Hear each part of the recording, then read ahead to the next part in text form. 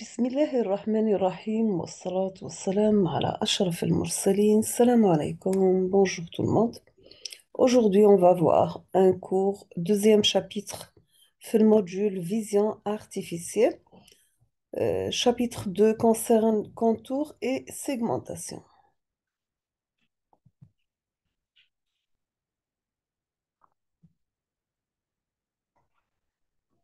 On va commencer, comme toujours, par une introduction. Nous avons que la vision 3D concerne les process associés à la vision artificielle de scène 3D.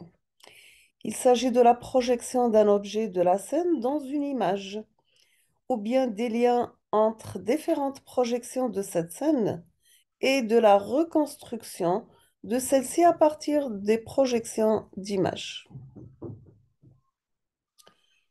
Quelles sont les applications de la... Quelles sont les applications? Nous avons que les applications sont diverses et variées, soit pour la localisation, la métrologie, le suivi visuel, navigation, asservissement visuel, reconnaissance, modélisation, réalité augmentée, synthèse d'images.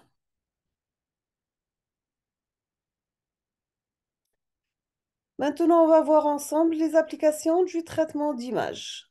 On peut trouver le traitement d'images dans le domaine de la robotique, l'industrie pour l'assemblage, reconnaissance de pièces, contrôle de qualité, véhicules autonomes, etc.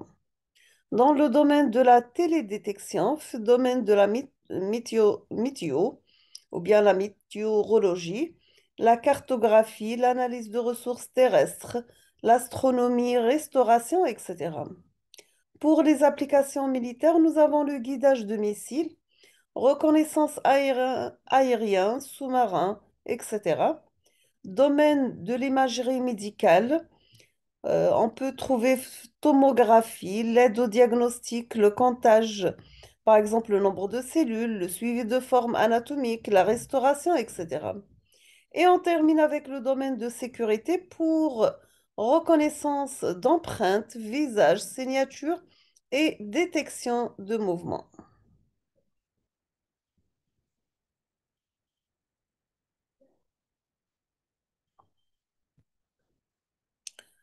Voici un exemple à titre d'application, domaine de surveillance des forêts et zones agricoles. Deuxième exemple, c'est bien la reconnaissance d'empreintes digitales. Troisième application, par exemple, détection de flux de gaz. Quatrièmement, quatrième application, c'est la climatologie.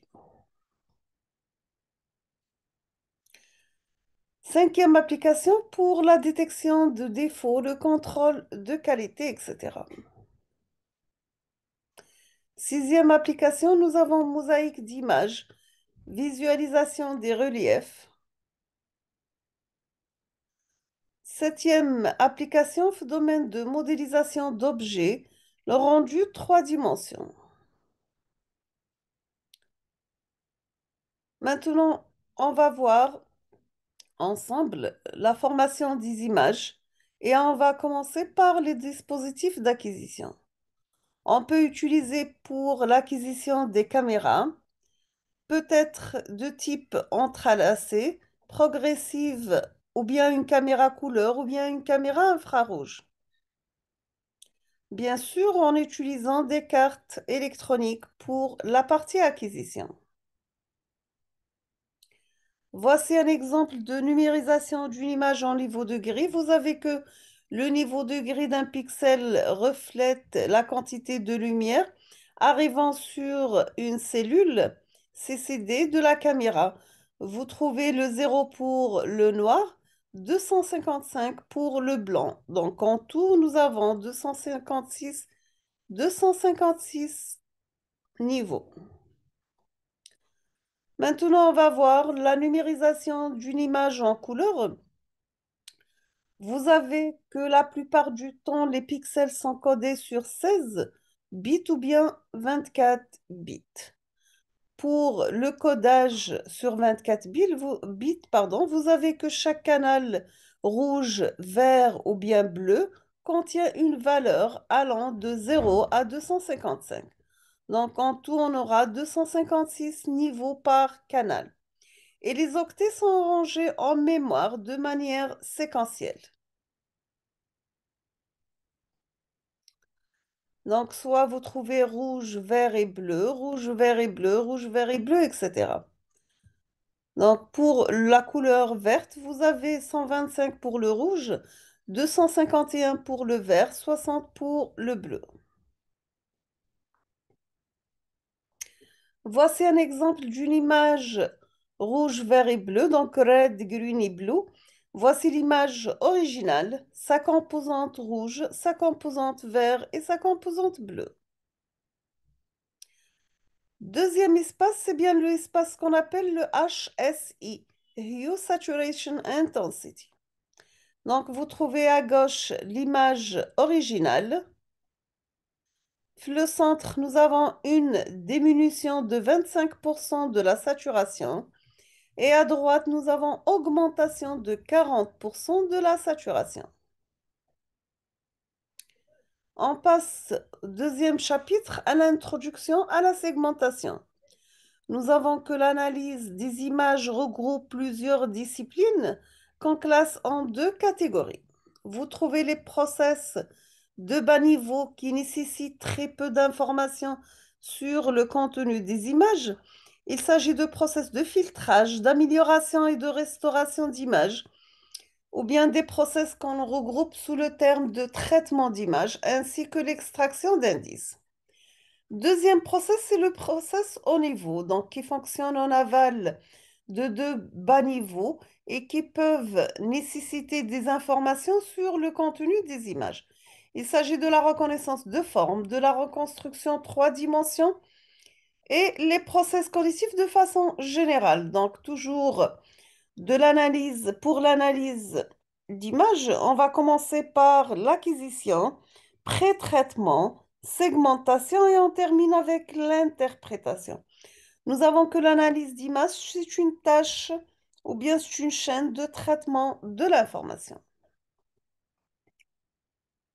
Donc, vous trouvez ici le traitement d'image et la vision donc de bas niveau à haut niveau. Le traitement d'image, nous avons l'acquisition, la transmission, compression, le rehaussement, la restauration, super résolution, détection de contours, segmentation et on trouve aussi le suivi de forme. Pour la vision qui est un traitement en niveau, on peut trouver la stéréovision, reconnaissance des formes et la compréhension de l'image. Voici un exemple de compression d'image, restauration, la déconvolution, segmentation, reconnaissance et suivi de forme. Ici, on peut trouver les rehaussements et la déconvolution de notre image. Donc, vous voyez bien l'effet du flou est éliminé en utilisant l'amélioration et la déconvolution. Ici, par exemple, c'est un exemple, on va utiliser l'échantillonnage et la résolution. Ici, par exemple, vous avez la résolution n égale à 4, n égale à 8, n égale à 16, et n égale à 32, 64 et 128. Voici un exemple de quantification sur un bit, sur 2 bits, sur 3 bits, sur 4 bits et sur 8 bits.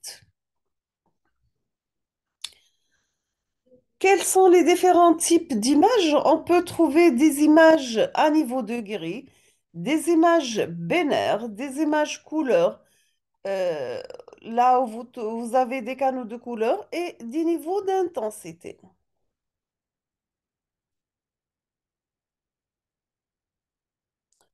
On va voir ensemble c'est quoi la réduction du bruit. Donc, c'est un pré-traitement nécessaire avant de faire la reconnaissance ou bien la classification. Donc, le pré-traitement d'image, il va regrouper l'ensemble des process visant à améliorer les caractéristiques iconiques d'une image.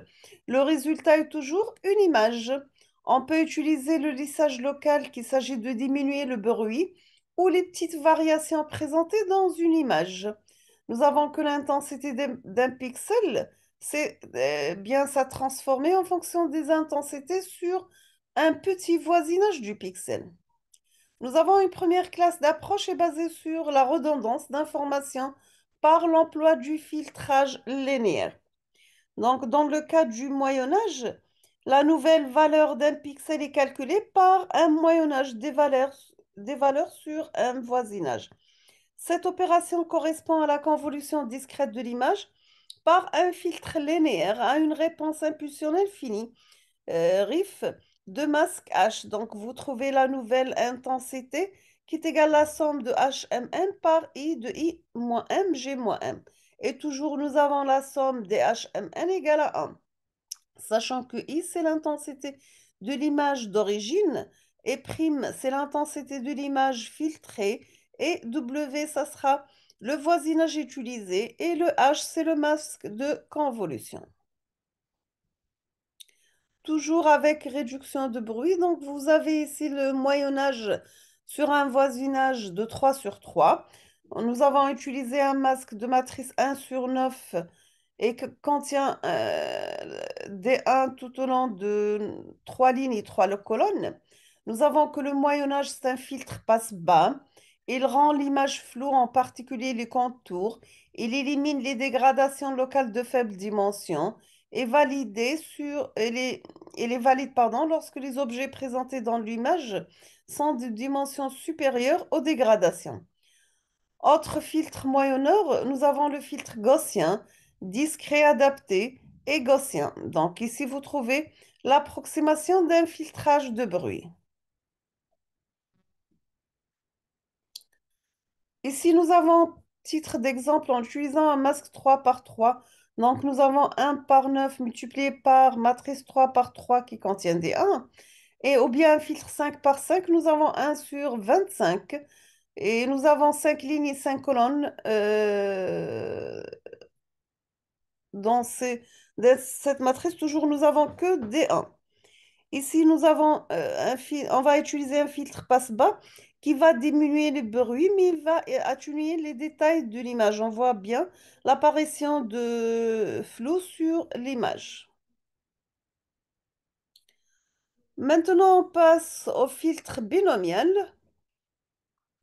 Nous avons que les coefficients de ce filtre sont obtenus par le binôme de Newton, un filtre monodimensionnel binomial du quatrième ordre dont le vecteur 1 sur 16, 1 valeur 1, 4, 6, 4, 1. Et le filtre de dimension, ça sera 1 sur 56 avec la matrice suivante. Pour le filtre pyramidal, nous avons 1 sur 80 multiplié par la matrice suivante. Le filtre canonique, nous avons 1,25 multiplié par la matrice suivante.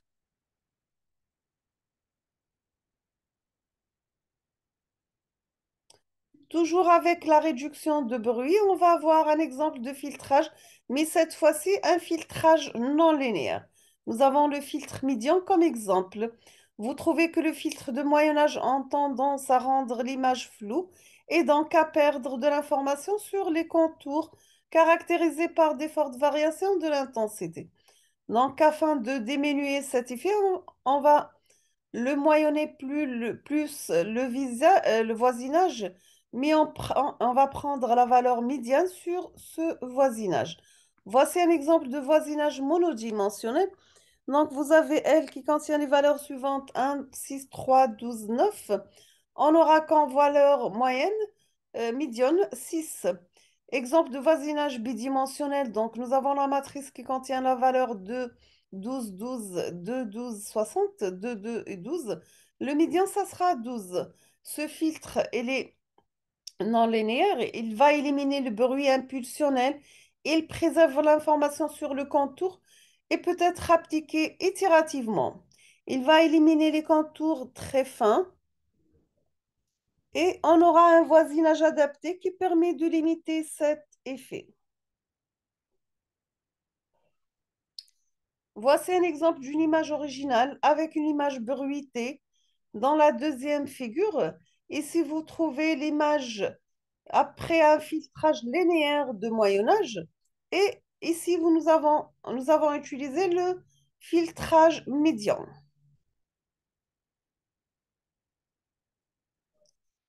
Ici, par exemple, nous avons utilisé le médian. Donc, il est utile pour contrer l'effet d'un bruit poivre et sel. Nous avons toujours la valeur faux pour 0 et 255 dans l'image. Donc, l'image de départ, ici, en utilisant un filtre 3 par 3, un moyenneur 5 par 5, 7 par 7 et en utilisant le médian.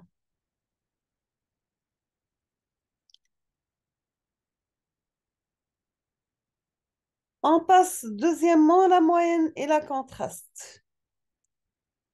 On va la laisser pour la prochaine vidéo, Inch'Allah. Je me dis comme je la vidéo là. Donc, je vous remercie infiniment pour votre attention. N'hésitez pas, comme toujours, si vous avez des questions. Et à la prochaine vidéo, Inch'Allah. Merci beaucoup.